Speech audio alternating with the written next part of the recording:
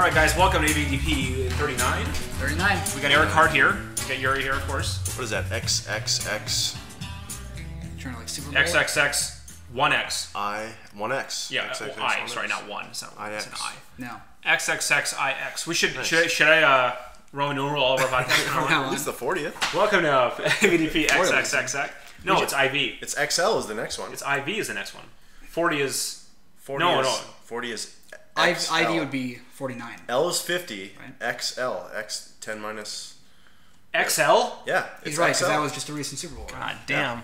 Anyway, Fucking Super Bowl. Who knows? Who says it's stupid? we just got a 5-star review on iTunes. Thank you for that, by the way. I believe it was Nick was the name. Nick? Who mentioned, said, I like the cast a lot, but I wish there was more Eric and Adam. Well, come on. I didn't We'll see show it that. to you, man. We'll show it to you. show it That, to I'm that's not kidding, legit Well, stuff. thank He you. said So thanks for more that Eric 5-star review. We love it. wish there was more. Because of that review, we brought Eric Hart back in. I wish there was more Adam, too. I like Adam. I'd like everybody to know Eric was half an hour late today to the cast. I was in Northeast Minneapolis. I did a lot. There was a lot going on today. Let's talk about our weeks. Okay. I'll talk about my Saturday. Started out with a pedal pub. I don't know if this is just only in Minneapolis. You said you've heard of them in Hawaii. Definitely in before? Hawaii. Okay, pedal pub. Did a pedal pub at noon today. I hate them. I'll tell you that first of all. I hate pedal pubs. But long day today. Went in Northeast Minneapolis. Great place. Art to Whirl was going on. All kinds of stuff going on today. But I ended up being late because Alex, one of these Russian guys here, decided to give me a 30-minute heads up, but I was 40 minutes away, so a little slow. Yeah. Speaking Have you done pedal pub? No, I've never done it. Never Well, done? imagine how much better a pedal pub in Hawaii would be than a pedal pub in Minneapolis. Pedal pub is, if you've never done pedal pub before, it's a pub crawl, but you're on this like trolley with like bicycle pedals, and there's no engine on the trolley. You bicycle pedal your own way around with a driver who just paid just to turn the wheel. And then you do all the physical effort to get from bar to bar while you drink. Is he entertaining at least? You know what I mean? No, no. Does he have a break? He does have a break. He can break at and he has stoplights. a bell that he rings when he wants you to pedal. So if it's like, you're not pedaling hard enough, he rings the bell. And so basically you do this, you get all sweaty and do all this work while you're drinking beer just to go to another bar to drink some more. But it's like just, walk around town. I always thought there was a keg on the pedal pub. Yeah, I thought you don't go to the bars, you stay at the pedal pub and go on a tour. See, you can bring like a cooler and stuff like that. Yeah. But Wow, you that still stop sounds at even bars. worse than I thought. So you just pedal from bar to bar. I mean, it's a real shtick that they got going on here. Well, thanks for letting us all know not to do that. Oh my god. Yeah, that sounds way worse Please than I don't. thought. Please don't. In ever do Hawaii, pedal it'd be pub. nice, probably because it's nice weather and you go on the beach. Well, and really it's all. hot. Here's the thing. It's always a girl that talks you into doing it. We should all do a pedal pub, kind of thing. Organizes everybody, and then what do? There's a few seats that don't have pedals, and then the girls, sit the ones. Well, the girls, they don't deserve to pedal. That's for the men. That's man work. We'll see. Don't get on my pedal pub because I might have to have a gender. You want to bang that chick or not? You got to do some work. wow. Don't try pedal What pub. if she's testing you to see your leg strength? You're weak. All right. You're weak. Okay. Well, that was my Saturday. What So you you guys had a do? bad time. I didn't do shit today, but my week was good. I had my interview on Friday. Tell us about that. Very interesting interview. They pulled some great power plays on me. You know what I'm trying to say when I say power play? I couldn't explain it, but I do know what you mean. It's like trying to exert dominance over me by mind games. Mm-hmm. That's how I would describe it. Mm-hmm. The first thing it started was my interview was at 1 p.m. And I got a call at 11:40 from the, I'm guessing it's a paralegal who's been kind of contacting me. And she goes, oh yeah, I know it's 11:40, but do you think you come here a half hour early and be here at 12:30? I'm like, well, geez, I don't know. I mean, I'm about to leave, so I'm leaving early, but I don't know if I can make it to downtown in time, but I'll try. So already, I'm keeping cool, but I'm guessing it'd be like, most people would be rattled, be like, oh shit, well now my time is really 12:30, not 1. It's like a new deadline. Not you, though. Not me. I'm keeping cool. I'm not rushing. Getting my stuff together, making sure I look good. Getting my swagger together. Beard game tight. Cuff game tight. Tuck game tight.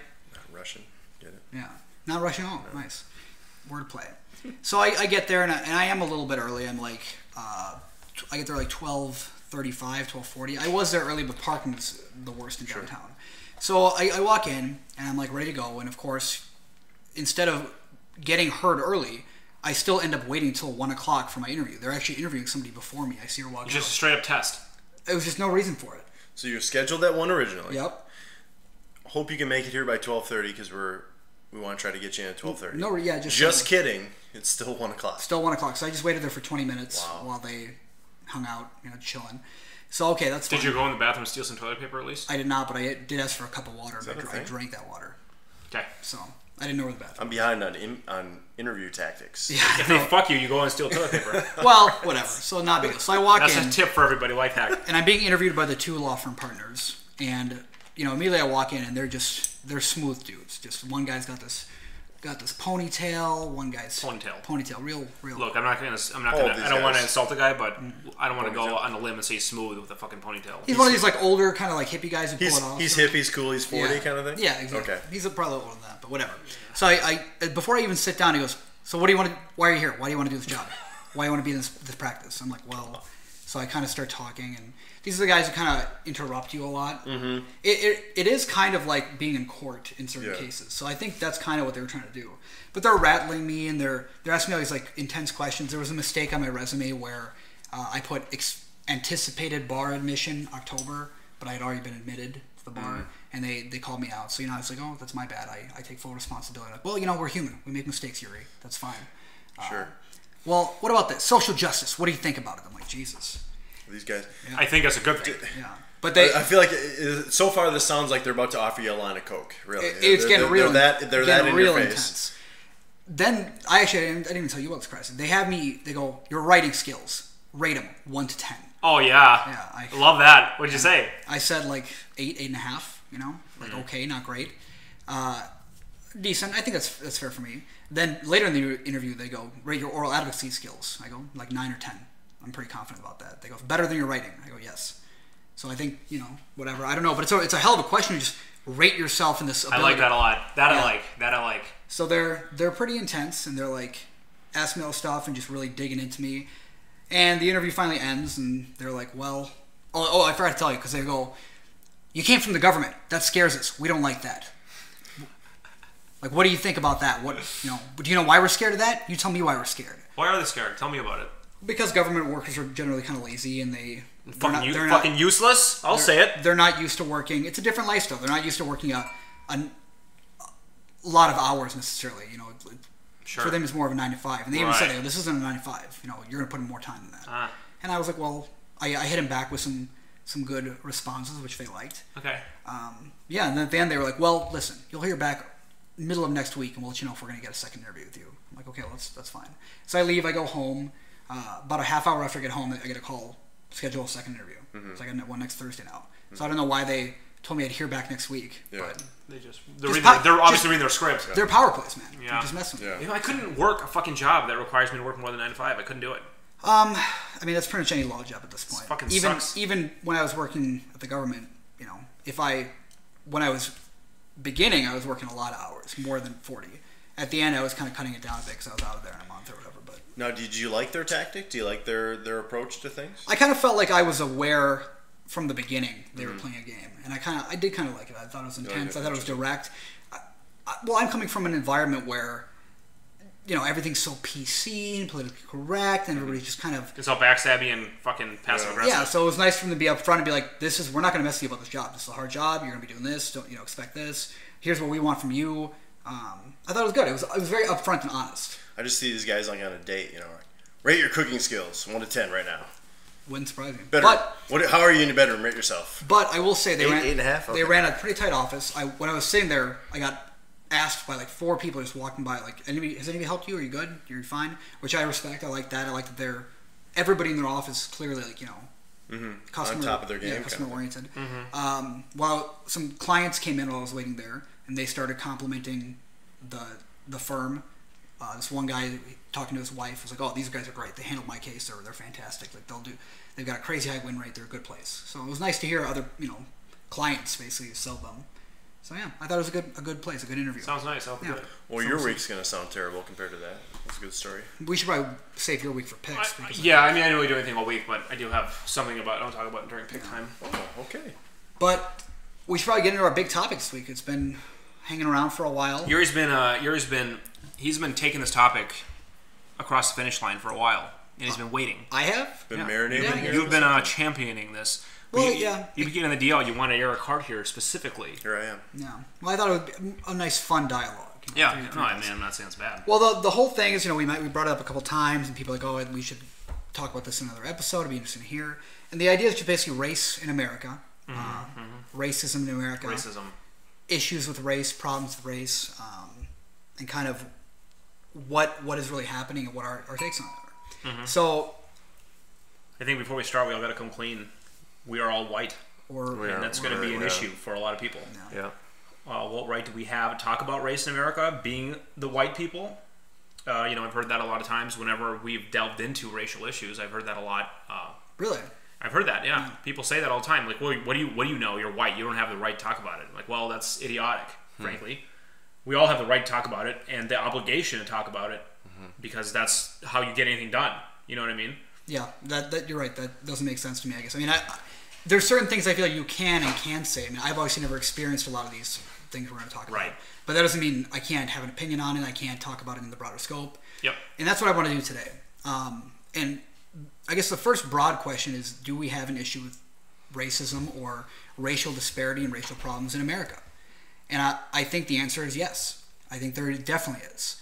And I think a lot of people would say no, and that's where this whole conversation kind of started. Is people think, well, we're not racist anymore. There's no racism. It's not like it was in the old days with Martin Luther King and civil rights protests. Like we're way more progressive now, and I think to some sense that's true. We live in a very progressive society where you will see less examples of blatant, upfront, I guess, abrasive racism. Not that they don't exist, but I don't think that is the main concern nowadays. I would almost call it violent racism, where you have something you can point to as an example. And I think the same thing. I think there's a lot of people that think because there aren't violent acts or murders in the same sense that there was as there was in 50 years ago, that race isn't a problem. But that's their watermark. That's where they're comparing everything to, and I can see where you can say, well, it's not the same, surely, but. It doesn't mean we can't still have that conversation. Exactly. And so I'm here to kind of talk about that there is a problem, I think, and where the problem is. And I want to begin by throwing a few statistics out here. And really it's about incarceration. I think that's where a lot of the big problem comes in. But the statistics are pretty shocking. Basically, if you look at arrest rates, specifically of black Americans, but also other races, they're disproportionately high from whites. Disproportionately high. And these other races are minorities in America, so it seems strange that that would happen naturally. If you look at the arrest rate of black Americans, they're 5 to 7 times higher than those of whites, almost across the board. In some areas, that number goes up to 10 times. Now, a third of black men in their 20s are in prison, jail, on probation, or parole. 1/3? 1/3 of black men in their 20s, so young black men essentially. That is the number. Wow. And I've got sources here. I'm not, this comes from, I used a legal Westlaw, if you know what that is. It's basically a legal search engine that compiles legal sources and cases and treatises and all that stuff. So that's where I got a lot of these. This is real shit. This is legitimate. Yeah. This isn't Wikipedia we're talking about. This came from the article by Michael Tonry, The Social, Psychological, and Political Causes of Racial Disparities in the American Criminal Justice System. That's the article. Now, the entire prison population, not just young black men, it shows that 1 in every 11 black people are in prison. 1 in every 27 of Latinos are in prison. But for whites, it's 1 in every 45. That's the number. So you see the disparity right there. That is people in prison? In general. The other statistic was young black men in their 20s, more or less. So of all the prisoners, 1 in 45 is black? Yep. And 1 in 10 is Hispanic? Sorry. 1 in 11 is black. 1 in 27 is Hispanic. 1 in 45 is white. Okay? Now, the question then is begged. Do black people and people of color commit more crimes than whites? Is that why they're being incarcerated? Because they commit crimes at a higher proportion than white people do. Okay. And I think the only outcome to that question is no, they don't.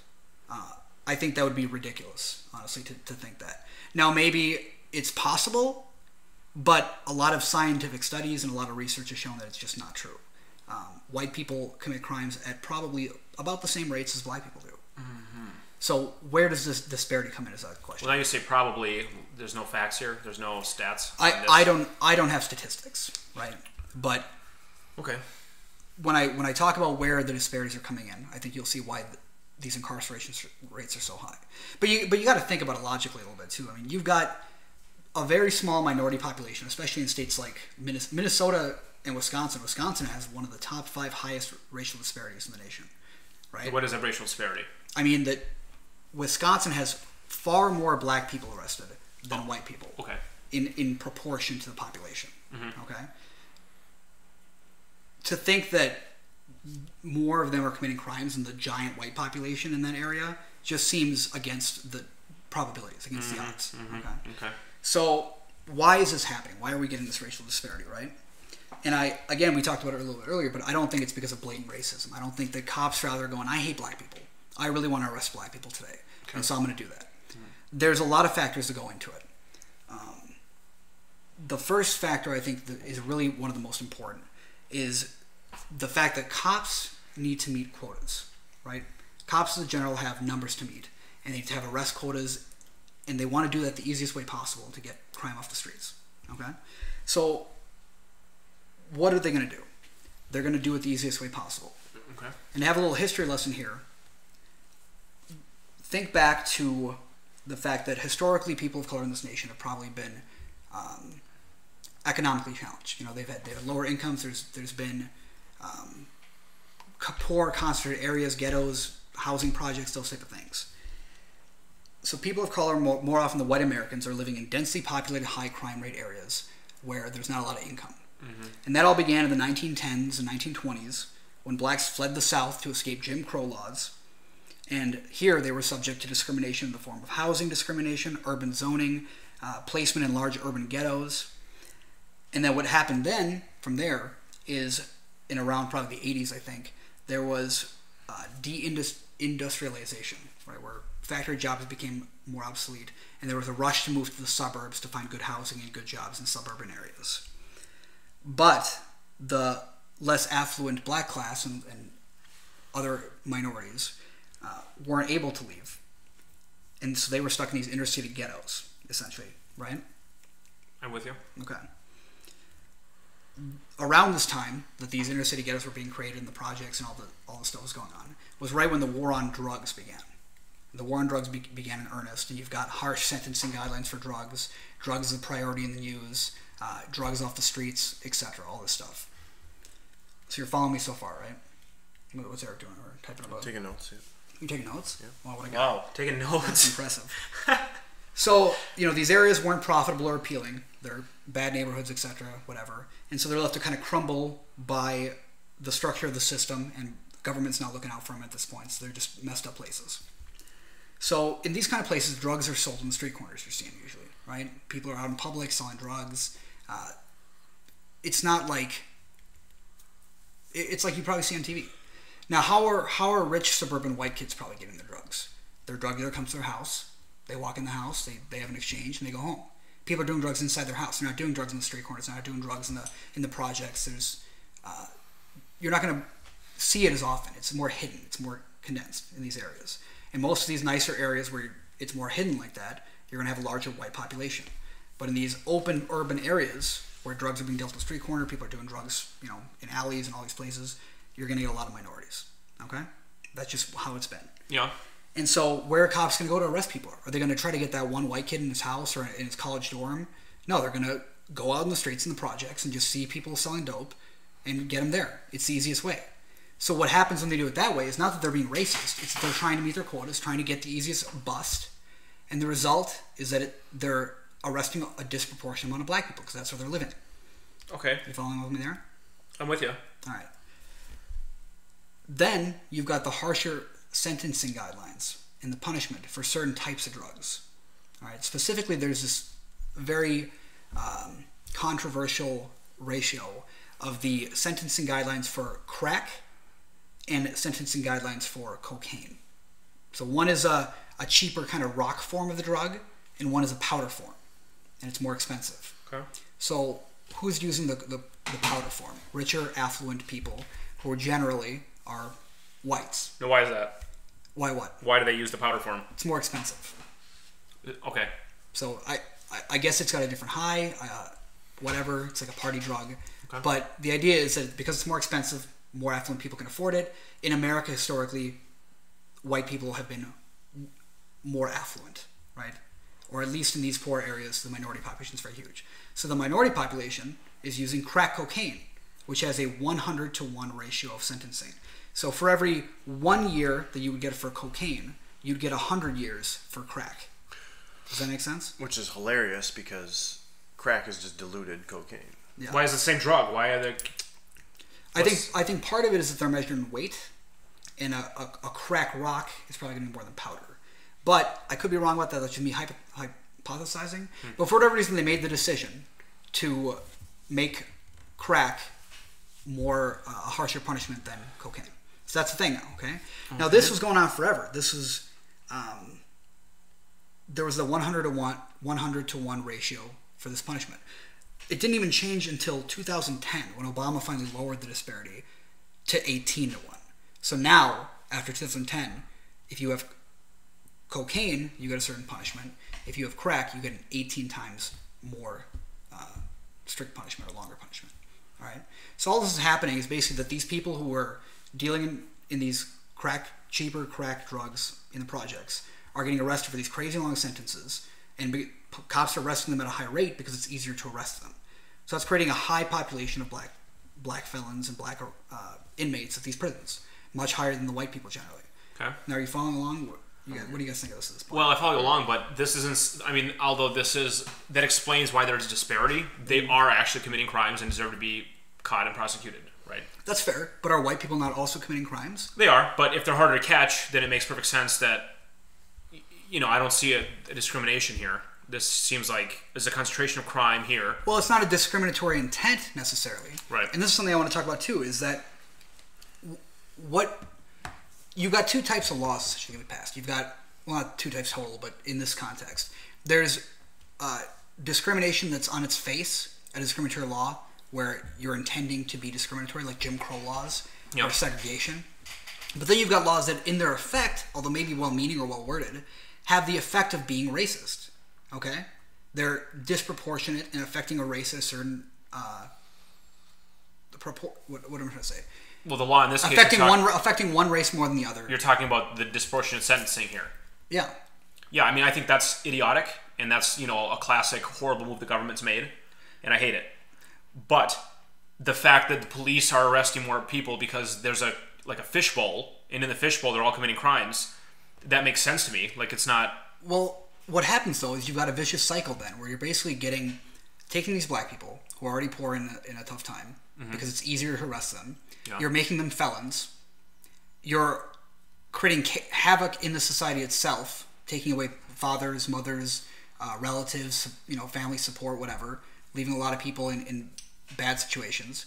They come out of the prison. Now they're felons. They can't get a job. And so what do? They have to sell more drugs. And it's a vicious cycle. But how do you fix that? Well, that's what this whole overarching conversation about is how. Well, but even if we fix the proportions of black to white people, they're still doing that to the black people anyway because they're still selling the drugs. Well, you can go higher. Why are they selling the drugs? Because they don't have a lot of options necessarily. So then you talk about fixing the school system. You talk about fixing the job system. You talk about giving more opportunities to these people so they don't have to sell drugs to make a living and survive. You know what I mean?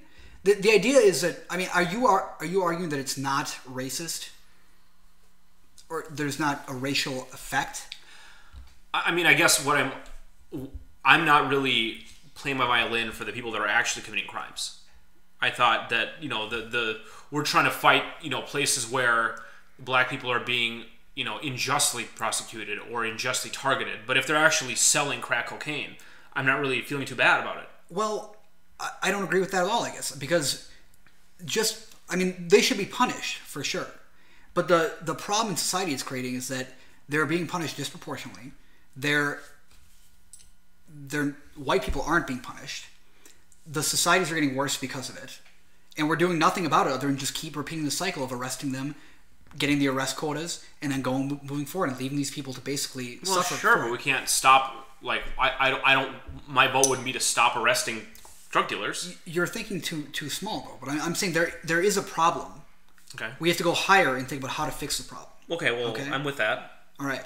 But there's for sure a problem. This is how it's happening. But it's not because people are racist. But necessarily. All right, but there's more to it. There's you're explaining the disparity. I'm explaining because that's often I hear people say often. Well, if they're not all criminals, then how come they're all so many of them are in prison? And you're explaining that they're in prison because they're being easily targeted by police. So, of all the criminals in America, they're basically being singled out because of their race in a way. I mean, right? that's an issue, and that explains an excuse that racists will have, I would say. And there's so many more factors to it than this. So people are arresting these people in these areas. Then there are more problems down the line in the justice system. For example, you look at cross-racial identification, which is an issue. So you've got lineups, right? You've seen a lineup in movies where people line up and they're like, oh, the other person with the glass, they go, who's the man that robbed you? And they go, that guy. I watched The Good Wife, so I know exactly where this is going. You might as well just gone to law school. Right? But what the studies have shown, and this is pretty accepted, that other races, if you're white looking at black people, or if you're black looking at white people, or you're Asian looking at Hispanics, whatever, have a very hard time identifying accurately the person of the other race. There's an issue with cross-racial identification. And this has been shown through a number of studies, through just history, through repeat cases. And so, in a lot of cases, there are black people being targeted who haven't committed the crimes. So that's a concern you've got right there. That's my issue, yeah. And of course, maybe that's not happening everywhere, and it's not the number one reason. But that's just another step in this big pyramid that's creating this racial disparity in America, and this problem. Okay? You following? Yes. Now then what's happening is there's this inherent bias that's being created, because a lot of people will look at, well, who's being arrested? Well, black people. Well, black people must commit a lot of crimes then, right? Right. So what are you going to do if you're a cop, or what are you going to do if you're a person? You're going to think differently about black people. Exactly. And even if you're not necessarily thinking this kind of conscious racist thought, there's these imprints, and people have these subconscious inherent biases. Profiling. It's racial profiling. Well, if you do it on purpose, right? If you're thinking that person, but there are these studies in these biases, and I've got a whole bunch of studies here. I'll try to post to them, but basically people are looking, they do different studies to show, they go, well, look at these 20 people, and which of them look more criminal? And the people who are marked as more criminal are people who are either black, have darker skin, or have black, classically black features. And it's all throughout here. You're looking at these studies, and you're seeing that people think or assume or whatever that black people are more likely to commit criminal action, they're more likely to have been criminals, they're more likely to be sentenced longer through all these tests, So that's kind of the summary of it. So this disparity is creating biases in people, whether they want to admit it or not. And the thing is, everybody's racist. We're all a little racist. We've all got our own prejudices and biases and stereotypes and associations in our head that we've created.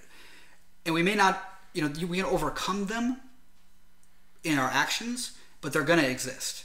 And the more we see it throughout society, and the more these kind of things happen, these biases are going to get imprinted more in people's subconscious. So a cop who goes, well, I know that black people commit a lot of crimes, might be more likely to pull over a black person than a white person. Not because he hates black people or is racist, but because he's just trying to meet his quota for that month. And he thinks that, the numbers back up his theory.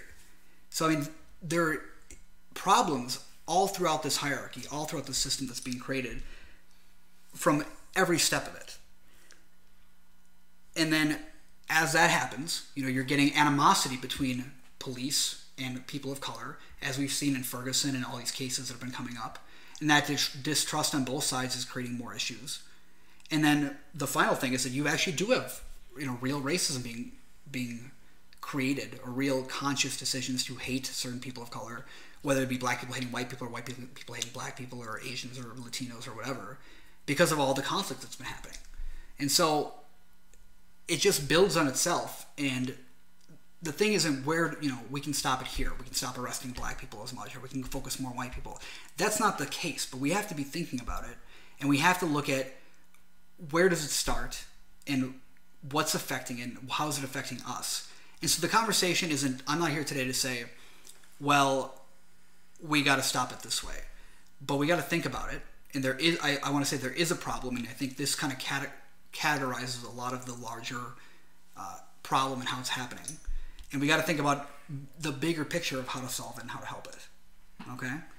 Whether it be maybe, changing quotas of police officers, helping these poor areas where a lot of people don't have to focus on the drug trade, whatever it is, something has to be done, and it's not over.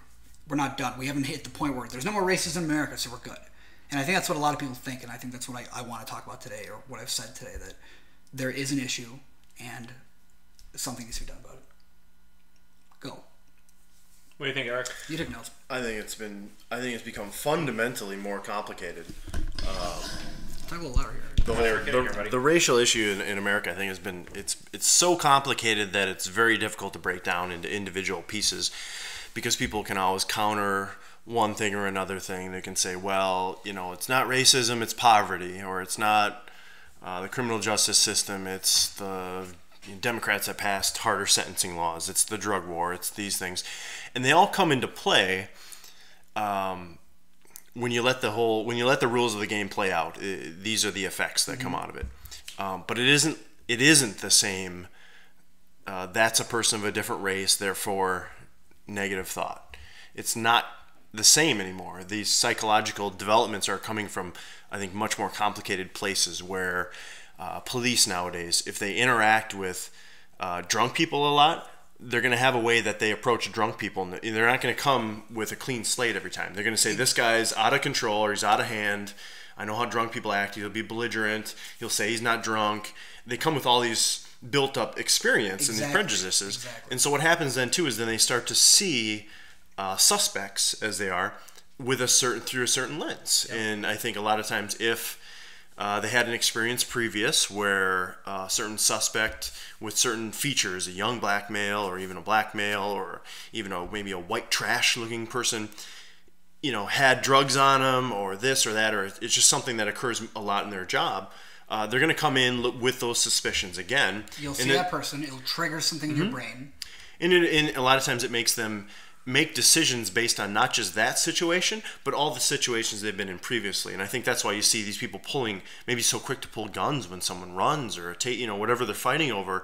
I feel like they're quicker to decide because of not just that interaction, but a whole built-up amount of interactions. Now, that doesn't, to me, necessarily say that police officer may be racist, but it might say that that police officer has been interacting with a certain class, a certain culture of people that's created this in him that makes him more likely to not perhaps perform his duty with the same justice that he should be, because he's using his experience to make new decisions in the situation. And I think of it as a pyramid, like the food pyramid kind of idea, where the base is the bigger problems, and as you go higher, it's more narrow. And to me, that's near the top of the pyramid. Right. I don't think that there are even maybe that many racist officers, or even the ones who are committing the arrests are doing it because of subconscious racism. But that is a part of the problem, and it's the result of everything being funneled up through all the other things that have happened before it. I think culturally we do have. I mean, I know plenty of people who've from the people that I would say aren't racist to the people that I would say are definitely harbor prejudices. They either crack the jokes, classic stereotypical jokes, or this, or they send the emails that the police departments have been busted for. I've seen those, or even it gets to politics and everything else. You get the people that are passing along ideas that are a bit ugly sometimes.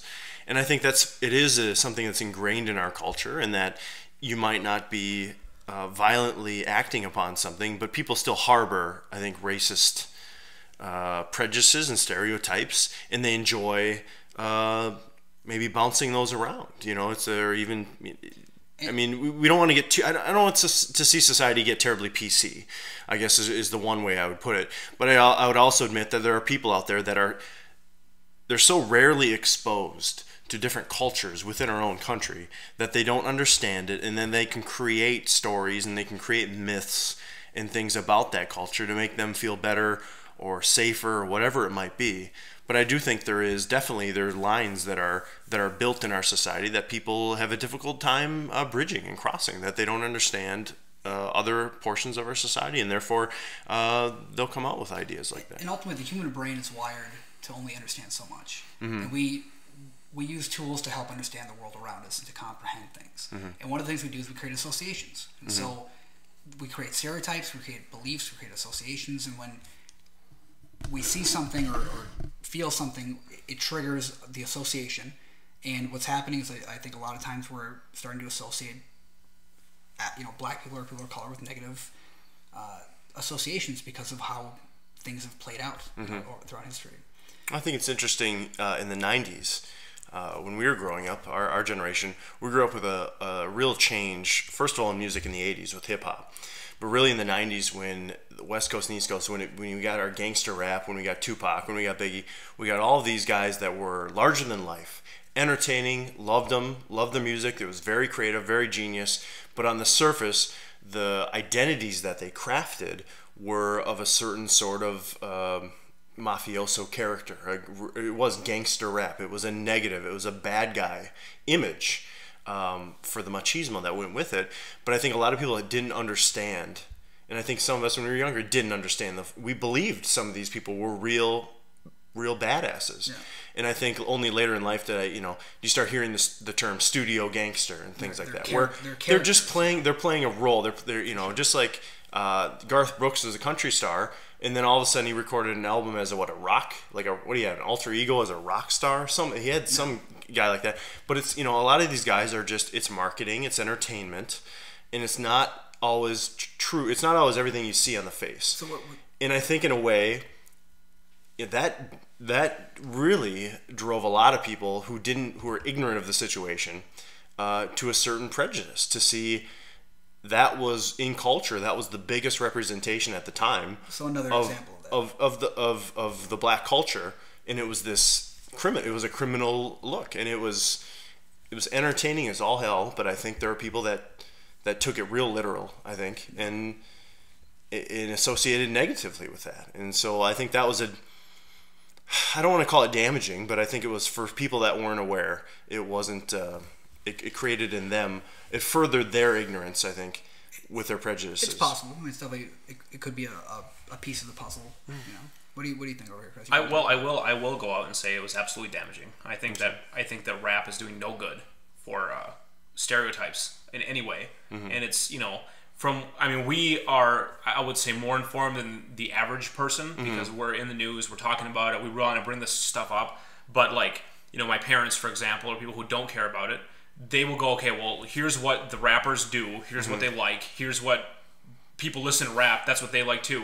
And it's not positive stereotypes, it's not a positive image. I'm shooting people, I'm shooting my enemies. Yeah, it's like I'm shooting cops, fuck pigs, there's so many. I mean, I laugh like Office Space is an awesome soundtrack. Okay, and they have some these couple rap songs on that are just hilarious in their ridiculousness about killing people and popping caps. But that's a horrible thing to say if you're representing your entire race of people. It's like the violent video games of music. I guess you might look. It kind of is, except for it's only one race of people that are really the focus of that violence at a time in history. Yeah, like Grand Theft Auto is everybody being violent, but rap is just. Here's black rappers rapping about killing cops. Yeah. One of my favorite classes I ever took actually was this class, and you might laugh, but it was called Black Music and History. Love it. History. And it was actually an awesome class. It was super interesting. But a lot of we went throughout time and with the blues and funk and hit whatever. We got to hip hop, and we started really kind of diving deep into a lot of these songs and these artists. And it was really interesting to see that there was a lot of artistry to a lot of these musicians into the music itself. For example, Ice Cube. You think of Ice Cube, you think of a gangster rapper, kind of tough guy, whatever. But one of his most popular songs back in the day was a song called "Today Was a Good Day," and it was all about him driving through the hood, playing basketball, and he's like, today was a good day. I didn't have to use my AK. And the whole song is talking about what life in the projects and life in the hood is like and how rough it is, and how a good day was not having to shoot people, not getting pulled over by the police. And it's easy to listen to that song and just think, well, here's a rapper talking about this stupid shit. But if you really stop and think about it, it's so much deeper than that. And it's definitely embellished a little bit. There's creative license there, but those are the issues that I never had to worry about shooting somebody when I was growing up in Egan, Minnesota. That wasn't part of the culture. Maybe somebody some idiot bully stealing my bike. But it was, but it's definitely true, but it's not, it's not an everyday thing, obviously. I guess it's just interesting that to think about how you have a responsibility as a listener in some sense to look beyond the what's immediately apparent. You know, the literal, the literal, I don't know. It was an amazing class. It really made me think a lot more about what the music meant around that time, how people reacted, how people expressed the struggles they were going through, and it was just really fascinating. But yeah, that was a great example of how a lot of that music, especially hip hop, was a reaction to the way that the reality that was around these people because of how poor these areas were, how crime ridden they were, and it wasn't so much that they were trying to say we all do these things and we like them. It's a lot of it was saying this is how fucked up our lives are. This is my reality. I want you to understand it and hear about it through my music. And so I'm not saying it wasn't necessarily damaging, but that component of it is interesting. Well, there were some songs like the Jungle song, right? Grandmaster Flash. Yeah, that song. That's a great song that I like about. It's like a jungle sometimes. It's like a jungle out there. Sometimes I wonder how I keep from going under. Right. That's right. People pissing on the streets. The Message. Yeah, I mean that's a good song, but I mean those are a few songs. But like the movement itself, I mean, it's not everybody. Yeah. There's a few great songs in there for sure. But the commercialized rap and hip hop really just goes, okay, well here I am, dealing drugs, getting rich, getting chicks, like they're ridiculous songs. And that's a portion of it. Hip hop spans all kinds of artistry. I'm no expert. But that's what really gained traction and really blew up and made people millions of dollars in the early 90s. Well, country music, right? Country music is generally white people usually. They still talk about six shooters and they talk drinking, about shooting guns, frontier justice. Doing nothing good. Do they kill cops? I shot the sheriff. There are many references to killing cops. Cop. And I'm no expert in hip hop, but I've heard myself, and I'm not a hip hop fan. Many references to killing cops. And I've never heard any of that in country music. Fair. Drinking and shooting guns. But why aren't those? I mean, maybe they are. Why aren't those stereotypes playing out the same way in those scenes? And maybe they are to some extent. I guess I hate rednecks just like anyone else. What was it? The Tennessee Tennessee Volunteers. Their theme song, was Rocky Top. Wish I was on old Rocky Top. They're a college team. They're a college. What sport are we talking about? Tennessee, any sport. This is the University of Tennessee. Any sport, Tennessee. Okay. Well, their theme song is Rocky Top. It's a famous song in Tennessee. Okay. Well, one of the verses is, once two strangers. It talks about basically brewing illegal, whiskey, distilling illegal whiskey, corn mash and stuff up in this mountain area. Kind of a hillbilly song. Well, I mean that a hillbilly stereotype is definitely prevalent. But it talks about once two strangers went up Rocky Top, looking for our moonshine still, basically sneaking up there, try to get some of that stuff that wasn't theirs, and then it basically no strangers have come off Rocky Top, and guess they never will, kind of thing. So they basically went up there looking for trouble, and now they're not, they disappeared. And that's a verse of a college fight song, basically. Could that verse be interpreted like they came up strangers but left friends? Like they came up strangers, then drank some whiskey with the friends, and then they became a family. But you talk about Copperhead Road. That's about illegal distillery too. That's about the sheriff. I feel like we're getting very narrow here and away from the topic a little bit. Right, but I mean, it is how it's accepted, and when you have a culture that's 80% white, that's the difficulty is how they're interpreting things. It makes it very difficult. Well, I want to put you on the spot a little bit here. I guess you've heard me talk about this, and there is an issue. I think we can agree on that. Yes, still an issue. Yeah. How do you begin fixing it? That puts me on the spot. Yeah. How to fix racism? And obviously, I'll tell you how to do it myself right now. Perfect. The U.S. government could pay me one time $1 million of your tax money. You won't miss it, and I'll fix it. Here's what I would like to do. They literally jerk off. Whenever I say anything, that's my theme song right there. I would like all police to wear cameras on their persons. Okay. And that would fix, I would say, if we have in addition to that, just cameras, there needs to be some kind of a board, which, I know, I hate fucking government boards. I hate them. But unrelated to the police, let's say it's a board full of 10 me's. My perfect board, 10 Alex Krasny's on a board. And they would review the footage that all the police have from any arrest, from definitely any violent arrest. How long until that board is populated with former police chiefs and other people that are... I'm not trying to stop all the corruption in the world that goes on. However, if every crime was recorded and every arrest and every pullover was on camera, and you can go, okay, Officer Jenkins, let's look at your week. And they go, okay, in your week, you are always in this one block. You were always pulling over black people in this one block. Why aren't you patrolling your whole thing like you're supposed to? And he's got to be accountable for that. Okay, but then he goes, but look, I arrest all these people. They are all committing crimes. I did it. I did a great job, right? That doesn't solve the larger issue. I mean, there's still the problem with it's too narrow, you know? It's going to solve some problems. I'm doing my best. It's not just cops. I'm doing my best. No, I mean, it's the whole organization. It's the people telling the cops what to do and what procedures. Well, you're right. But if that becomes a record, like, you know, right now, who cops pull over, nobody gets to know. I mean, they have a record in the station, but really, it's like, well, yeah, I went to home. What if a police officer never goes on his whole patrol? What if he only patrols one block of his entire patrol because the white neighborhoods are low activity? You know what I mean? Like, he goes only to the black neighborhoods and goes in a circle there, pulls 4 people over. He never goes around. Well, he can go oh yeah, I want to patrol my whole thing, but I always happen to find black people here. Well, bada bing, you just got caught. You know what I mean? Now you're doing a shitty job. You get your ass stung. You know, like that amount of transparency and what was going on on that ground level, I think is a great start. You know, at least to expose. It's a solution to part of the problem. Yeah, and that's the solution we can enact right now. It is not expensive. We have the technology right now to do that, and it's not a lot of money. We're already doing it to some extent. Some states, yeah, some states already do it. I read about it. I don't have any links, but they have chest cams. Seattle, yeah. But that's my go-to solution. I think that a lot of people could agree on to that, and that is one that could reasonably be pushed through. What are you thinking, Eric?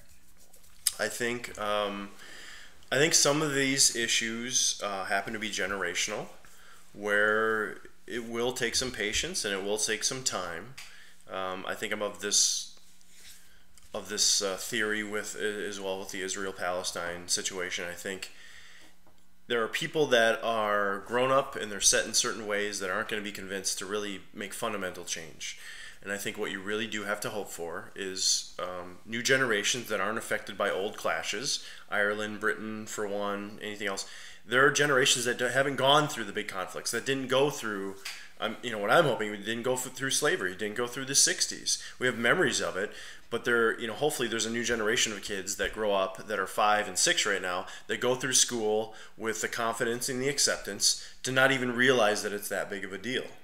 I think just like maybe with what we're seeing with gay rights, and things like that, it becomes the norm. They're growing up not knowing a time when gay people were taboo and weird. Oh my gosh, when it was strange. It was their buddy Jeremy that they knew, or their buddy. It becomes a non-issue when people don't think about it. And I think racism is one of the toughest ones because we're almost programmed in some ways to notice those differences, and they're stark. But I remember when I was a child that. I had in first grade, I had a friend, Chris McCoy. Don't know what happened to him. Great, one of my best buddies in first grade, black kid. Didn't think anything about race or what he's. I didn't even know if I knew what to call different people. It was just I was too young for that at the time. Had a great friend. Well, then a few years later, you start to learn about these things, and I feel like in some ways, I don't think anybody has white guilt until you're told that hey. White people had slaves back in the day. You definitely don't have it until you're told. Well, right. And so in some ways, it's like, I don't want to say it's implanted in you, some of the seeds of racism, but it's almost told that it's like, hey, the world kind of works like this, where you're different from these people. And you kind of go, well, I am? And you have to think about it. And you think, well, no. But yet it's still in the back of your mind. But I also think you can't just pretend that it never happened and hope that if you don't teach anybody about it, that nobody knows it and everybody's happy and friendly. So there's got to be some sort of middle ground, and I think it just might take time. It might take a couple generations, as long as our policies that we put in place don't amplify those differences. Would maybe be one, and that's a very general answer. But I think we just have to concentrate on not making certain aspects of our culture tied to things like race. I think poverty and crime, if we can separate those things first of all. To make them maybe equal opportunity, where it's not just people that are disenfranchised are of a certain race. Then you might have a little bit less people targeting, saying these are the people that always do this, and stereotyping and saying these are the people that always are this way. Maybe we could lose that factor of it. I guess I want to respond. What I think is one of the issues is lack of awareness. Right, we're thinking that there's not the intent, and therefore there's no harm.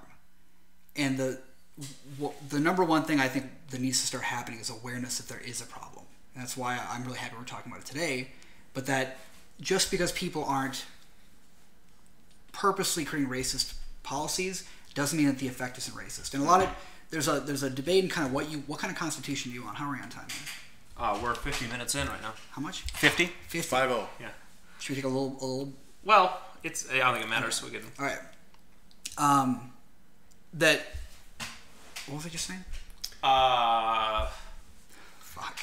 I'll tell you how to fix it. You got a rewind button on the. I'll tell you how to fix it. Here's the real fix: is inject all babies with a gene that makes them all the same color. Stop.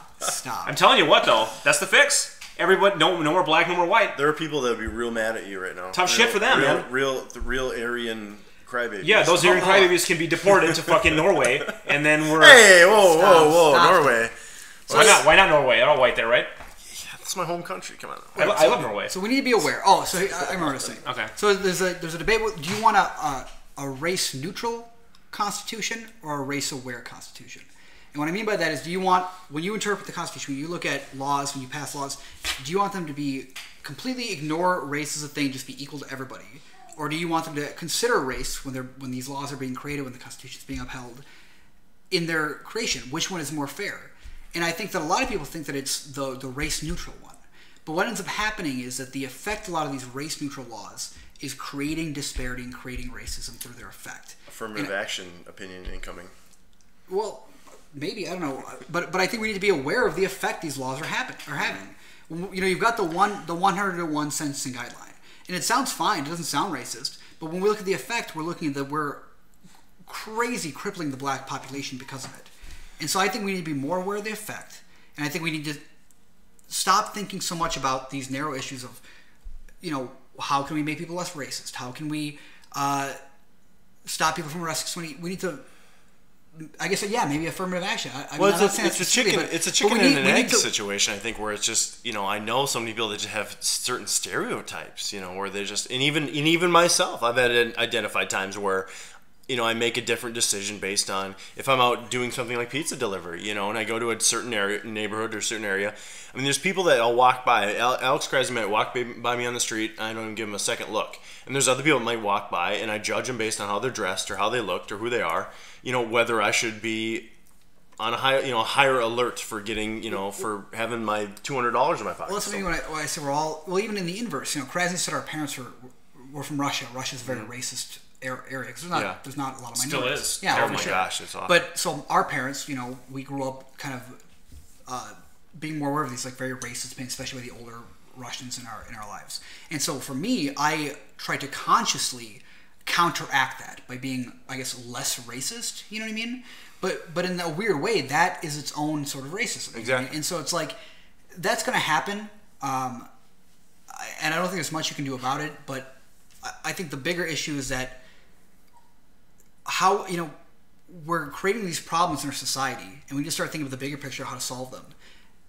And that's what I'm talking about. I'm talking about education. I'm talking about programs. I'm talking about those type of things. Mm-hmm. I'm not talking about just looking at, well, you know, we arrest a lot of what's black a program? What programs? Well, okay, so a lot of these, the projects, right? The projects where you're seeing a lot of this crime happen, where a lot of black people are, where a lot of the arrests are being made. I watched The Wire. Well, that's one of my picks. It's so funny you should say that. But instead of leaving the projects alone to crumble and die under the stress of their own creation, you know, focus on those areas. Focus on building those areas up, getting more better schools, better safety in those places. Not just leaving them to be. And I'm not saying that happens everywhere, but you know, you get more educated people in there. You get better schools. You get a better neighborhood, and then cops stop arresting there as much because there's less crime happening because there doesn't need to be as much crime happening. They'll still arrest the criminals, but they start looking at more areas. These people aren't being targeted because of how rough the area is. It's just those type of things. The arrests are the symptom of a larger infection to me. You know? And that's I mean, it gets really complicated there because you wonder, well, what creates affluent areas and what creates, you know, why are they magnetic towards each other? You know, and you wonder, is it our economic system?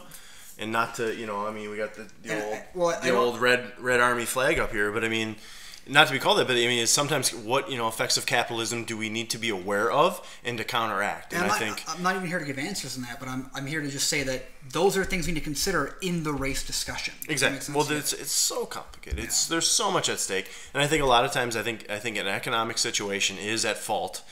Because I look back and I want to see, I really love if we had more data, which I don't think we do, and more writing, which I don't think we do, of the turn of the century, the last century, about 110, 15 years ago, when the people that were discriminated against were the Irish or the Italians or the Jews, when they were the ones that were were under fire in New York or everywhere else, or even what was it, they didn't think John F. Kennedy could be president because he was Catholic or whatever. Go back and look at these different aspects of prejudice and say, well, how did that just fade away? And is it a cultural thing? I mean, because that's not definitely, it's not race, but I mean, people picked out Irish pretty well. They picked out the Italians pretty well, and there was issues there. And I think I've said it before on this podcast, but there's a great Rolling Stone article about the mafia and then the African Americans and how criminal organizations. The mafia pulled themselves up by the bootstraps, basically, by doing illegal activity, in working politics and working on all these things, and actually became good citizens through this industry. And right when they got out of it, and African Americans started getting into it, was right at the same time that the drug war started and things like that, and they started really criminalizing it, where it became a criminal enterprise that you were going to get stuck in a loop rather than pull yourselves out of and make any kind of wealth for yourself. I just want to see how we've gotten out of similar situations in the past and say, what can we apply? What can we apply from those other cultures and the other groups that have suffered prejudice like that? How did they get out of it? How did it fade away for them? And see if there's any lessons to be learned there. That is what would be interesting to me on a certain scale.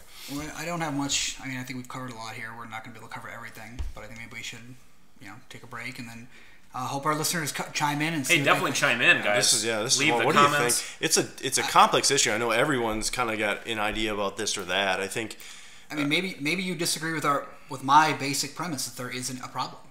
I think that's what I saw at one point was that people are saying there isn't. We did see that in our own comments. Yeah. We saw that it isn't a problem anymore. And so I hope that I convinced you a little bit that it is a problem. But if not, white guilt. Last thing we'll say with the race episode, and this is. Because it came up in one of the previous comments. We had talked about white guilt as a concept. And somebody was like, I don't get why. What do you mean? How do you have white guilt? So ridiculous. Do you really feel bad because somebody did slavery once? Like, you didn't do slavery. Why should you feel bad? And that's not exactly it. I guess I want to explain. We'll explain what white guilt means. Yeah, or at least I think it's a little different to everybody. But what it means to us, at least. Like, when you think of white guilt and how it affects your life, what do you think of? Honestly, I would like you to explain what it means. Okay. I don't feel confident. Well, I'll say... I assume you don't feel that you have white guilt, I guess. This is how I feel about it, all right? It's factually accurate that minorities have had a history of oppression and discrimination in America. Whether you're Native American, through all the issues they've had, whether you're black... whether you're Latino, whatever. Generally, there's been discrimination and oppression against those races. Now, while I personally may not have discriminated or oppressed these people, as a white person, who is generally the race doing the oppression, there's a role you have, and I think a responsibility you have, to be aware of it, and to some extent maybe... a responsibility to act on a certain way out, okay? And what I mean by that is that as the majority in the country or whatever, maybe in some sense being more privileged, maybe not, I think it's something you always have to be aware of and something that you consciously think of that I've been in a more privileged position because of my race. And this is something that's come up with, friends of mine who are different races, where I've talked to them about their experiences and how different they've been from mine, even as a poor immigrant coming to this country at certain points in my life. They faced barriers and obstacles and reactions that I would never have faced. And so I think the guilt comes from just being aware that I get special privileges sometimes simply because of the color of my skin. And to kind of disregard that I think is wrong. So I don't know. I think that's where the white guilt comes in, is being aware of that and knowing that that is an issue today. What do you think? I think that's. I agree with you. Yeah. You're right. I think that people need to have the right idea about it, not get it interpreted wrong. And I mean, what that person said in the comments is, we didn't do slavery, so we shouldn't feel bad. I mean, that's partially right, but it's partially something we need to think about. We need to recognize that we didn't do slavery, but the position that, the difference in racial equality that happened during that time is still here. It's we're still feeling the effects. Exactly. The domino effect that is still happening now. So I think it's, in a sense, there's a few different factors to it. I think there's a confidence issue. I think with people that they realize, or they're fearful of their own issues with race, and that they might be prejudiced or discriminatory in certain instances. And because of that, because they're aware that they aren't a perfect person, they get some of that white guilt where they're like, well, I know it is a guilt factor. It's a conscience thing where they know that, well, yeah, maybe I haven't been perfect. Maybe I haven't been this or that. And so therefore they associate themselves then with the greater racism movement in a disconnected way. But they still feel that, like, well, yeah, I've lied before, or I've taken money from my parents. It's that kind of, like, I know I've done that, and yet it's such a negative thing culturally that they don't want to admit to it. So they kind of just have that internal worry, I think, that I might have been a part of this. I might have done something in my life that keeps contributing to the persistence of it. And another part of it too is, I think, the idea of original sin, at least in the Christianity idea, where you don't have to be the one who did the act to have a legacy impact through it. And I think that's part of it too, where it's just part of being American. We're born here. We don't get to pick where we're born. That was a deep cut. It doesn't. You don't pick where you're born, but you're born into this culture. You're an American. If you're going to identify as American, you almost have to accept part of the history. You can't just always ignore it. You can create new history, obviously, but you do have to be aware of it and be aware of the circumstances that you come into. It's like when you're coming off the bench, in the fourth quarter of a game, you kind of have to know what's happened up to that point. Love your analogies. Well, I just think to do your job properly. Yeah. You can't just come in and just say, "Well, I'm going to shoot some 3-pointers." Well, maybe they got a guy that has a really good perimeter defense. That is all I'm saying. So, if you're more aware of what's come before you, I think you can do a better job of making a play going forward. And I think a lot of people are weirded out by the term white guilt, in the sense that they think that it's a call to action to act extremely in the opposite direction. Like, you have white guilt, therefore give all preference to black people in certain situations or whatever. And I think that's an extreme interpretation of that concept as well, that a lot of people are misunderstanding. It sounds accusatory. It sounds like you've done something wrong that you should be guilty for. I think if people look at it that way too, where you're supposed to be. You're supposed to be sorry for something that you weren't a part of. To me, the ultimate kind of understanding of it is it's a factor in. It should be a factor in any analysis you're making in any situation. It's that you're looking at whatever you're doing or whatever place you are. You're looking at the fact that there might be, a black person, a white person, and that black person has had a very different experience than that white person, probably, necessarily because of their upbringing, their color of their skin, and the experience they've had because of that. And that consideration and that understanding that you've had a different experience and probably a more privileged one, you should factor that into any decision or outcome you have. Doesn't mean it's the overriding, factor, the overriding criteria to make your decision happen. It just means it's something you've got to understand. That's what it is to me. So that's what I wanted to say, clear up kind of what this person was saying originally. White people are weird, aren't they? fuck them. Luckily, I'm clear. You want to talk about this fucking dog situation with Johnny Depp real quick? So let's back out of this whole race thing. Westminster just happened, right? A Beagle won? What's that? Westminster Dog Show? You're very deep into this animal competition. What are you doing? Dog show? What do you? I have no idea. This guy has no pop culture reference here. Well, okay, so you know what Westminster Dog Shows. Don't even Best in try. show. This is why people like me on the show, because then they go, this guy's got real references that I can connect to. What is that reference? It's SNL, the dog show. You haven't seen the dog show clip? Oh, no, I haven't seen it. Oh, my goodness. It was classic. I mean, how classic is it, though? It might be.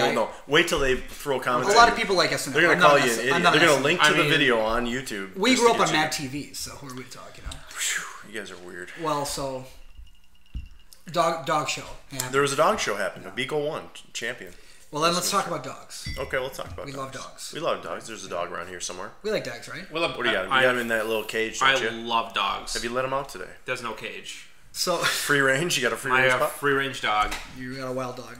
So this story came to my attention progressively as I saw articles popping up on my Flipboard and all these different things I follow. And it began that it goes, Johnny Depp's dogs. Johnny Depp flew to Australia on his private jet because he's a boss with his 2 dogs, his Yorkies, Pistol and Boo. He's got Yorkies? 2 Yorkies. Johnny Depp's I would not have expected that either, really, but whatever. Johnny Depp does the unexpected all the time. I guess maybe I should have expected that then. So he flew to Australia with his 2 dogs, only he did not declare them. And Australia has very strict bio-quarantine and declaration laws. Was it a toad? What really ravaged Australia? There was that Simpsons. A boar? It was a boar, right? A pig. Was it a pig? I thought there were toads. Are you thinking of that Simpsons episode? Yeah, but that was like a quality. There was a serious issue in Australia where I thought it was boars. They got wrecked. Yeah, was it boars? I really think it was boars. I don't know. We'll look it up. Well, yeah. So basically, what happened? There's such an isolated ecosystem that any introduction of any foreign thing can really fuck up everything there, and that's why they're so strict about it. And so Johnny Depp didn't declare his dogs coming to the country, and the continent of Australia gave them an ultimatum saying, you have 48 hours to get your dogs out of here or we'll execute them. We'll put them down. Now, did he come into customs? Because I'm assuming he's going through customs. And all of a sudden he goes, yeah, I got these 2 puppies here. And they go, well, you didn't let us know ahead of time? I think they landed and literally they were like, we didn't, whoever is meeting him or who are the officials there at the airport are like, we didn't see these. What's the deal? You absolutely cannot bring dogs to Australia? You can't bring foreign flora or fauna. I mean, they're dogs, though. They're not. I mean, they're dogs. They have dogs in Australia. They're fucking dogs. So they're not people. No, they're not people, but they do have dogs in Australia. Maybe you have to declare them. They check them out, and it's a whole thing. Sounds like a bunch of fucking government bullshit. The dog could be bringing mad dog disease. All right, you know what? I get that they're. This isn't even the part that I'm pissed about. Well, the other thing is maybe they've got these dogs are carrying ticks or fleas or diseases, whatever. So okay, Australia. It's an extreme reaction, right? Based on the laws they have in place at the time. Whatever. So they've given 2 days to get these dogs out of there. And my first thought was, okay, we'll get the dogs out of there, no problem. Then I see this follow-up article. Can't you drop them off at the embassy or something? Well, no, that's still. Well, like I said, the embassy's foreign, but I don't know. He's Johnny Depp. He just flew a private jet over to Australia. I know. So, I'm like, okay, bring these dogs back to America on your private jet, Johnny. There you go. Well, Johnny fucked up. Johnny didn't let America know the dogs were leaving the country either. So the dogs somehow are not okayed by the country, okay, by the United States. To come back? Yes, exactly. That's exactly what it is. So if America wouldn't allow the dogs to come back in, these dogs would be stateless dogs. It basically like being a citizen of no country. This happens to people, stateless citizens. Do animals need passports? Where you're a citizen of neither country. I think they're kind of being clever here in the article. You're a citizen of no country, and you have nowhere to go, and nobody will let you in, and you're Krasny's so upset right now. He is. It's government. I can see the government. And so this whole story, it's in the Guardian. Is about what's going to happen to Johnny Depp's dogs. This is in the Guardian. This is what the Guardian's printing now. Yes, this is the. Well, I mean, this is definitely a story. Is there no Edward Snowden headlines? It's definitely a story. I mean, Johnny Depp's a big deal, so this is a interesting story. I can understand why it's printed, but what pisses me off about it the most is just, I mean, I'm assuming that Johnny Depp's dog's going to be fine because I really hope they don't get executed. And I want to say that the article does say that Johnny Depp got them out of the country with 12 hours still on the clock. Wow. So they're out of the country. I mean, Johnny Depp, he's got tons of money. He's got infinite resources, essentially. If he can't go to America, he'll fucking go to fucking Korea. You know what I mean? There's some place he can go where the dogs can land and be fine. Sure. What I'm pissed off about is just imagining the amount of taxpayer money that's being fucking wasted worrying about this fucking bullshit. These nonsense laws where one guy can go, you know what? Why the fuck are we detaining Johnny Depp's dogs? That's Johnny Depp. He's got 2 fucking Yorkies. We're gonna get a fucking our dick hard about this, like trying to stop Johnny Depp from coming in with his fucking Yorkies. Who the fuck is doing this? Where they're like wasting our time with these fucking stories, wasting our taxpayer money, investigating and fucking researching this bullshit. Well, I think it's mostly Australia that's dealing with this, but obviously, well, Australia. I mean, I get they're fucking fuck Australia, by the way, as well. But I mean, I get them. But Johnny Depp's an American citizen. He has my dogs are from America. Here's my dog's fucking adoption papers. I've lived in America with my dogs for 20 fucking years. Who puts a fuck dog, off? Who puts a dog through a 12-hour flight though? Well, it's a private jet. I mean, it's a private jet. I'm sure they got their own fucking dog room. Pressurized cabin. I mean, come on. I mean, they're fine. I mean, the dogs lots are. of people travel with dogs. I'm against people traveling with pets because they go put them in the fucking cargo bay. That's bullshit. Right. Well, but Johnny Depp's private jet. My girlfriend Chloe, her parents have Westies, and they're small enough that they can put them under the seat. They give them a little. They let them go on the plane. Yeah, they give them a little sedative to make sure. No, that's great. Yeah, that's great. I'm all about that. And they're under the. But you're right. It's very dangerous. I don't like thinking about that. I don't like thinking about dogs going on the fucking cargo bay. I don't like that at all. But Johnny Depp's got a private jet, so. But there's no issue with dogs being on a plane itself. No, there's no issue there. So, but I mean, Australia. I'm putting you on fucking blast here. You have dogs in Australia. What the fuck's the problem here? Well, let me read some quotes from the Immigration Minister Peter Dutton, who's ordered a full report into how the animals pass through customs. An immigration minister? Do we have one of those in this country? Then the agriculture minister. The agriculture minister. Does he worry about dogs? Did not step back from the threat to put the dogs down, saying Australia's strict biosecurity laws were in place to protect local flora and fauna. Quite obviously, my preference is to not have to destroy these two dogs. I mean, who would want to do that? But if we get caught in a corner, this is what we do. We will not make an exemption for Mr. Depp or anybody else. Don't take this as a joke. Each country is sensitive about something. We're very sensitive about. Oh, okay. What's his fucking name?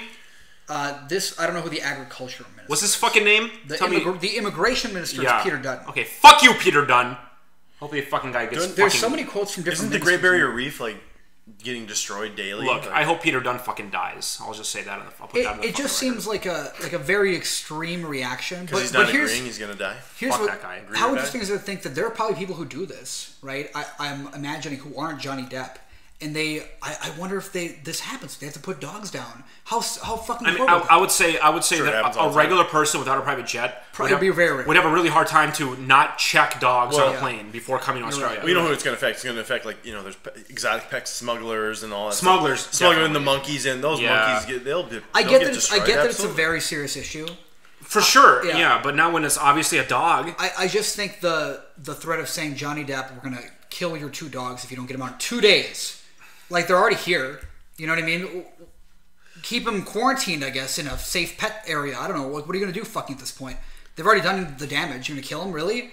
Just seems nuts. What are the dogs going to go out breed and make millions of fucking Yorkies all over Australia and fuck up the ecosystem? It'd be real annoying. They're neutered!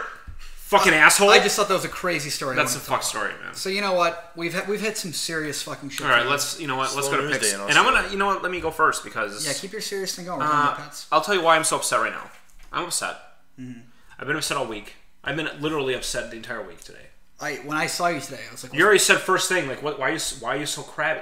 I am crabby. Not even crabby, so why are you so sad looking? I'm sad looking, yeah. Because, okay, so my pick of the week is this guy named Gary Yourofsky. Sure, Gary.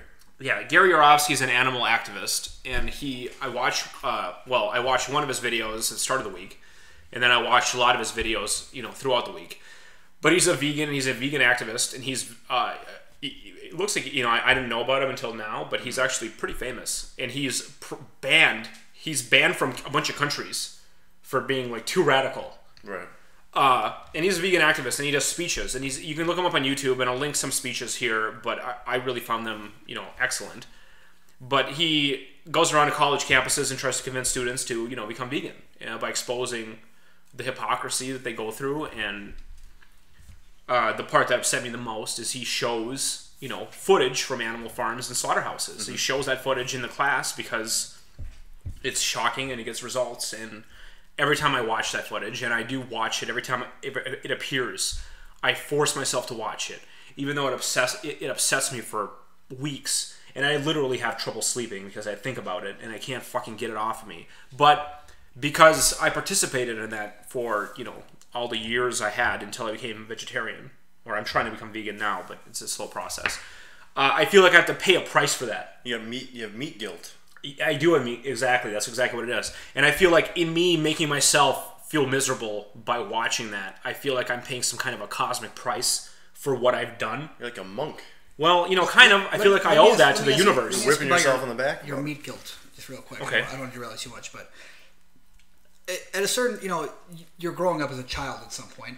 Yeah. At what point do you put the guilt on yourself? Do you know what I mean? What? The first moment you realize what you're participating in and you don't make a change in your life, then you're guilty of essentially being an accomplice to torture, I would say, is what you're guilty of from that point on. So when you're a kid and you don't know where chicken comes from because the world does such a good job of hiding what a chicken nugget is or what a steak is, it's a steak. But when you see something, like the first time it happened to me was when I was in college. Because in college, it's super liberal, and you get those little stands of people saying, fuck this, fuck that. Sure. And one of those was a PETA stand, and I remember very vividly, it was a freshman in college, the first time I saw it, and they had all these photographs of shit that was horrible. Mm-hmm. And they had a video playing of, awful treatment of cows and pigs and whatever, and they're handing me out flyers. That was the first time I saw it. And, I'm an animal lover, and I was appalled by what I saw. But at that point, I didn't make a change. And from that point on, I was a hypocrite, and I hate myself for what I was at that point. Mm-hmm. And now I watch that footage because I feel like that makes me pay some kind of price. I punish myself for it, But is there a point you can reach where you have atoned for it? I don't know if there is, but until the world changes, I guess. But watch this guy's videos is what I would say, and he, hopefully will make you think differently. I don't want to be too hardball, and I was been upset about it all week. My wife was like, you can't watch these fucking videos because you become miserable, for a long time, and it's true. But they say don't take such a hardline approach. It turns people off. It makes people not want to listen to you if you say you're a hypocrite. You're a hypocrite. You're a fucking hypocrite. Fuck you, both of you. I can say that to you, but that doesn't make change. You got to be more invite them over for a vegan dinner, and and that's a great plan. But I feel like there's no fucking time for that. Every second that goes by, there's animals that are being tortured to death, and I can't stand for that shit. I gotta call people out for that. I don't want to be, take your time and make the choice. Make the right fucking choice now. Do it. Every time you eat a fucking steak, I want you to think about where it comes from. That's not your steak. It was never yours. That's an animal's body that you're eating that, died for that. So it makes me so upset. I can't even... So watch his videos. It's my fucking... He's breaking down. It's my pick.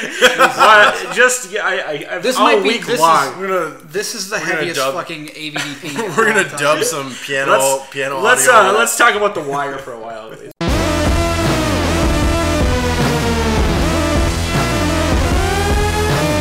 Well, I'm gonna go lighter as we go here. I've got 3 picks right now.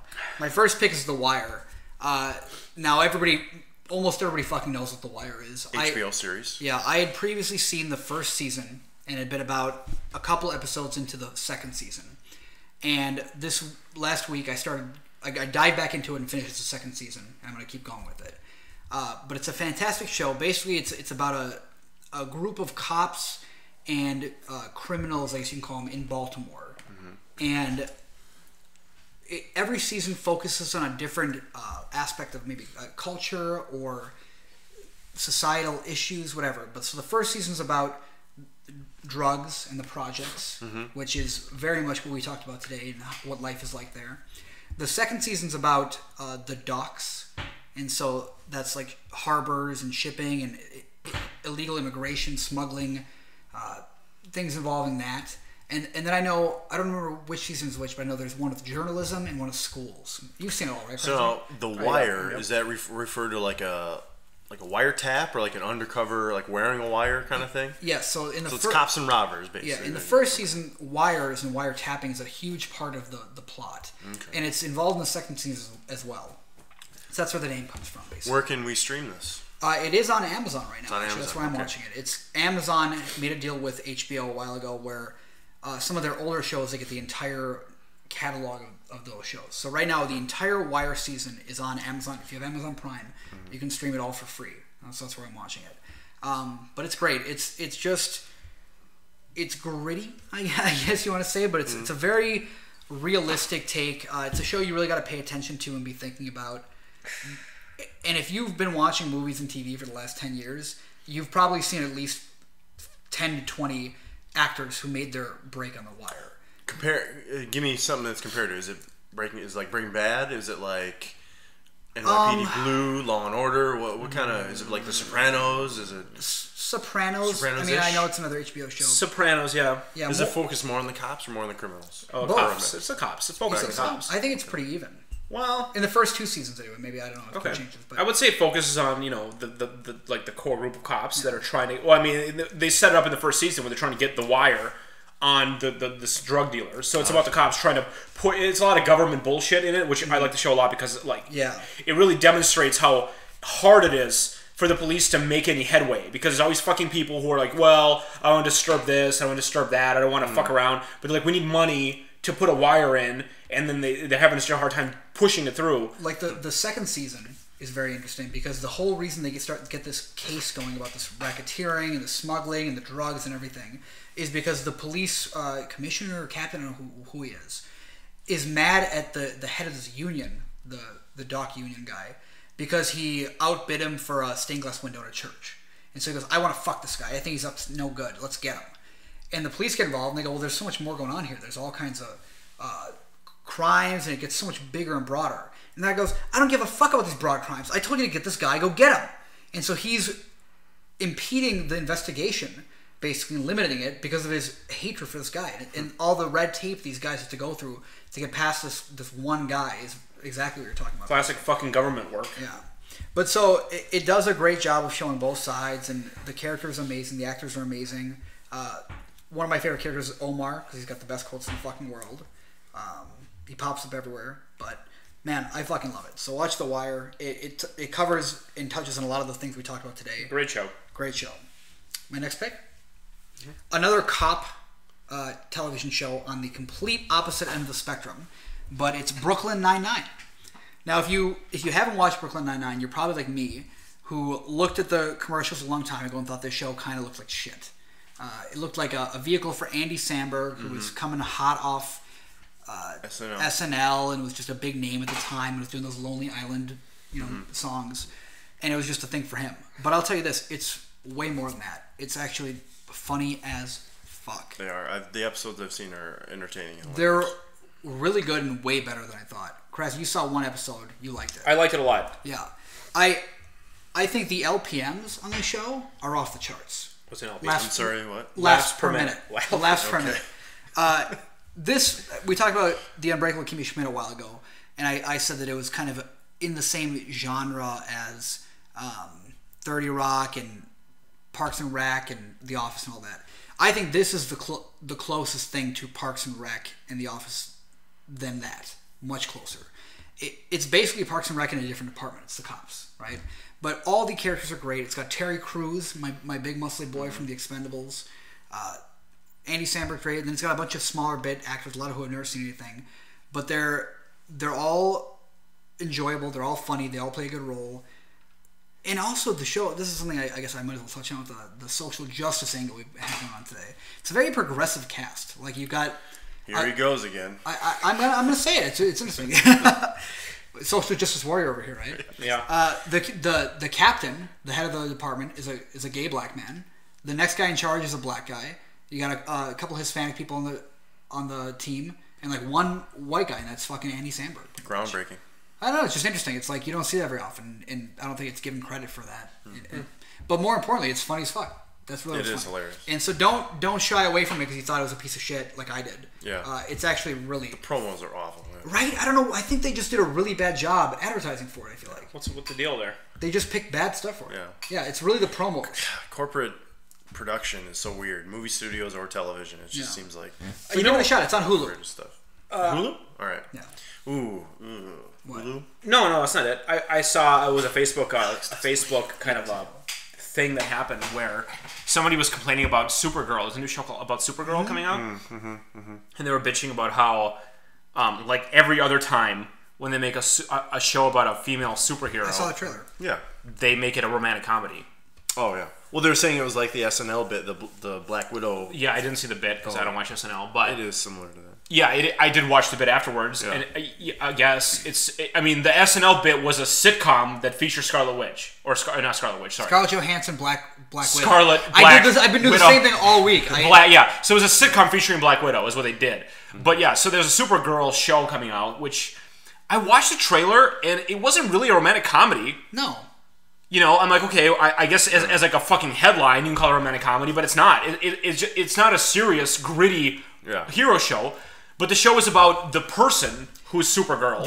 Was there even a romantic interest in the trailer? Yeah, I mean, she flirts with some guys, but like, okay, she's a young-ish girl who has a lowish level job at a news factory or a news factory. It's got a Devil Wears Prada vibe. You know, she's like, it has a devil's exactly, and then she becomes Supergirl, and I'm okay.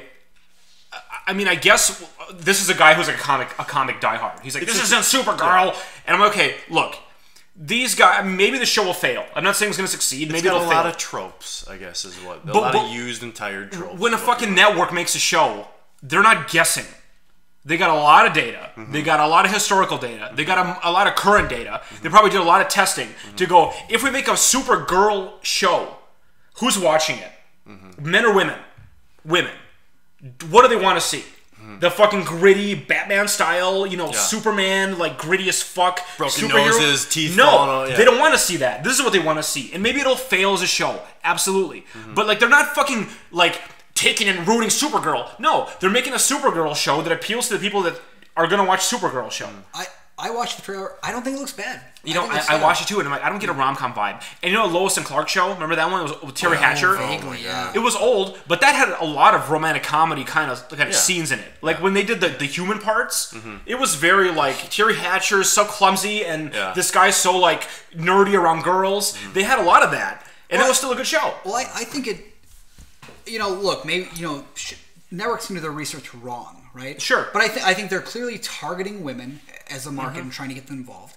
And I think the important thing is they're doing a good job, I guess, an interesting job of it. They're not just saying like, we got a chick, here's a chick, let's do chick stuff. They're making her an interesting character. They're doing cool superhero stuff. It looks bright, it looks colorful.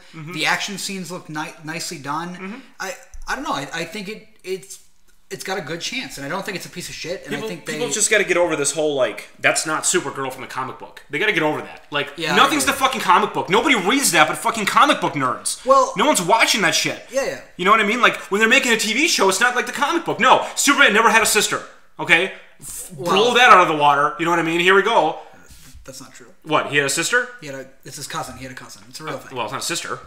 Is that Supergirl? It's his cousin? Read the comic book. I don't give a fuck. In the trailer, it even says, well, your cousin wanted you to have this. Oh, okay. Well, I thought it was a sister thing. Because I thought it was like they showed a scene. Okay, whatever. I don't know, but you're right. But the point about being like too beholden, I don't know, to the story. Yeah, exactly. Little Red Riding Hood can be done a lot of ways. And they've done Little Riding Hood in every way. I think a lot of people just want somebody to do it the right way first, and then after that, like just do it the way that is canon.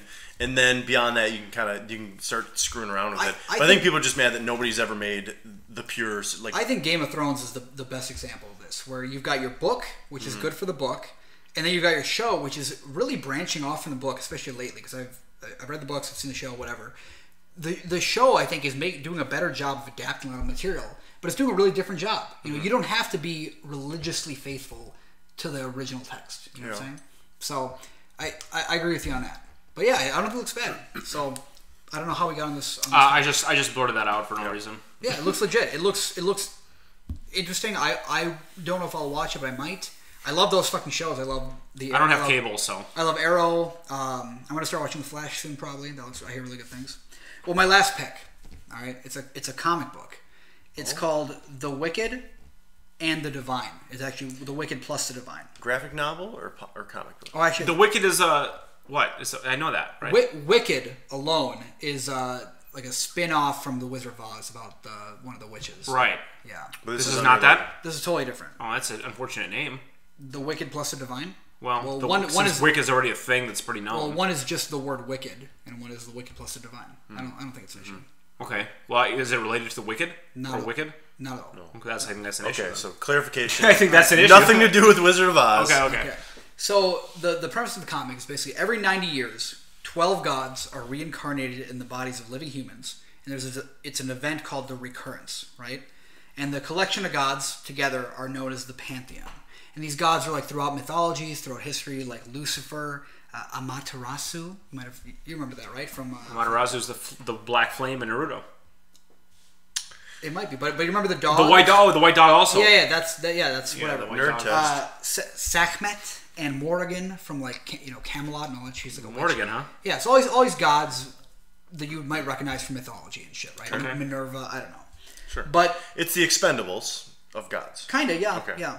And so the purpose of the pantheon throughout history has been basically to act as muses for humanity, right? And in previous incarnations, they basically come in. They're amazing for 2 years. They inspire some of the most important cultural renaissances in humans' history, and then they die after 2 years. They're only alive for 2 years. What's better, the story or the artwork? Ooh. Why am I reading this? I think both, but I think the artwork is better. It's The groundbreaking. artwork's really nice. It looks really good. So basically, right now in present day, the pantheon, these gods come back as pop stars. Right? They're K-pop? Yeah, they're fucking pop stars, and people go to their concerts and they do all this crazy shit, and people fucking pass out. They're blown away because they're gods. They're gods doing pop music, right? And they're inspiring all this amazing stuff, and people are being blown away. Then They're Beyonce. Is Beyonce in one of these? It might as well be Beyonce times 11. Oh, well. It's next level Beyonce. So one of them is framed for a murder. Okay, she's framed for a murder, and then the results of that murder, the frame up, have put the pantheon at risk and possibly prevent the recurrence from ever happening, which would have dramatic impacts on humans' evolution and cultural evolution throughout time. Right? Think of the Renaissance. So who's going to save the day? Is there a hero, or is it about the gods? Well, I'm only 5 episodes in. Okay. Or sorry, five issues in. Okay. And your main viewpoint is this girl who's a fan, who's been going to all the concerts, and you're kind of experiencing it through her perspective. Okay. And you're seeing all the gods as they kind of appear, and they're all fucking awesome. It's cool as shit. The art's beautiful.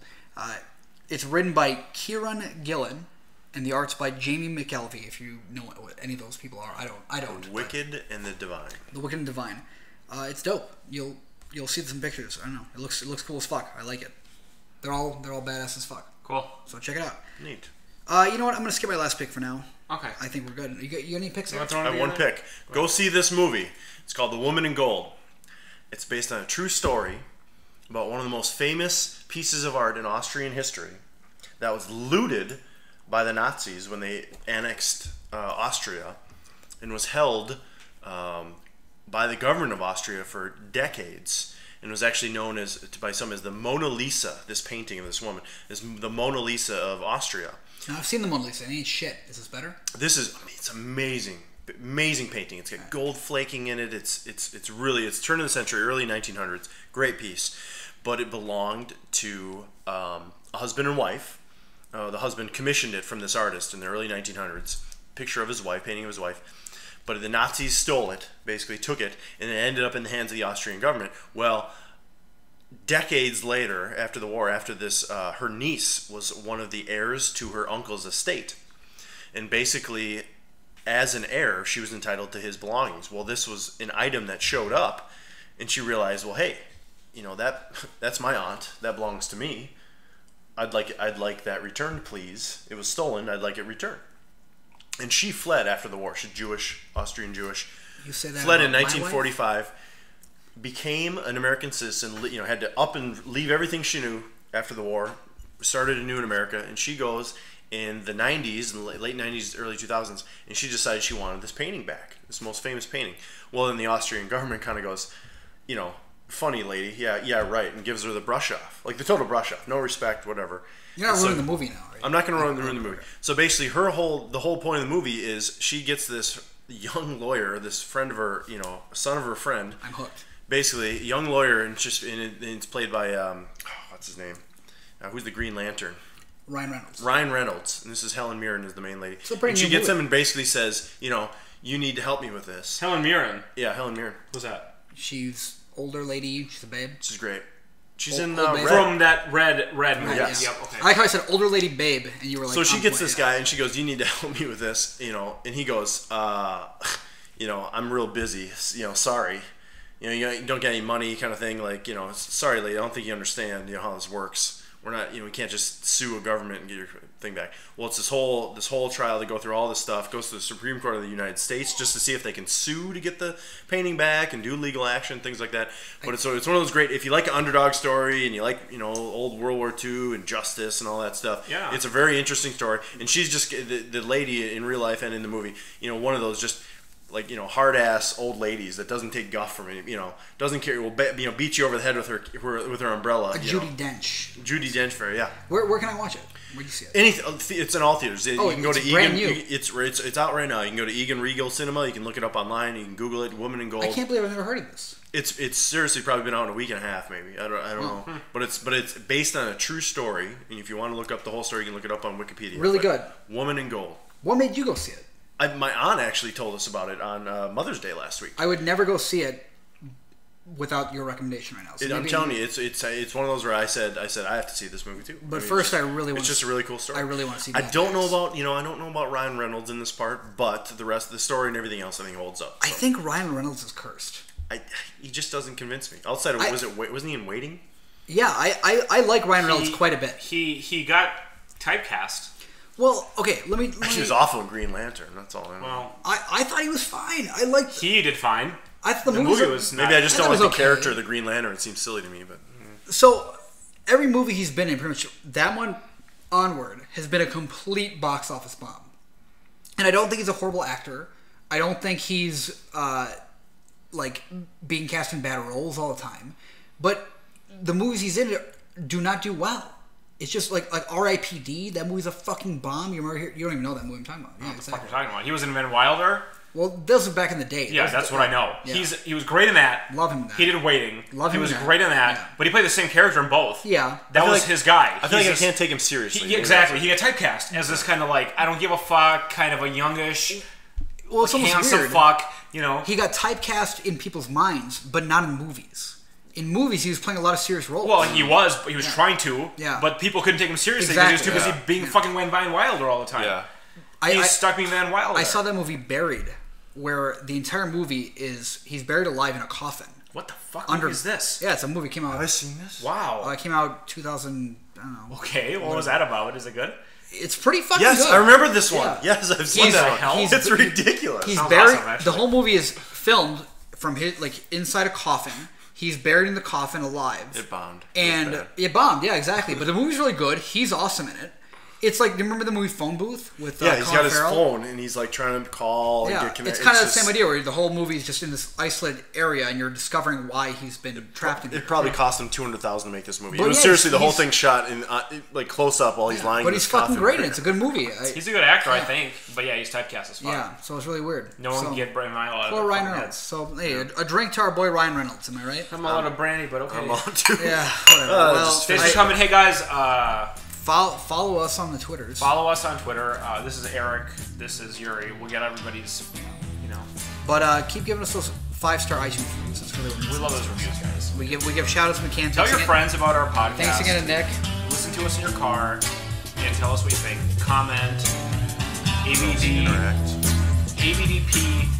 What the fuck's it linked? AVD Podcast 39 On your website. on my website. avdpodcast@gmail.com if you want to really hit us up. And if you want to tell your friends what we do, just tell them that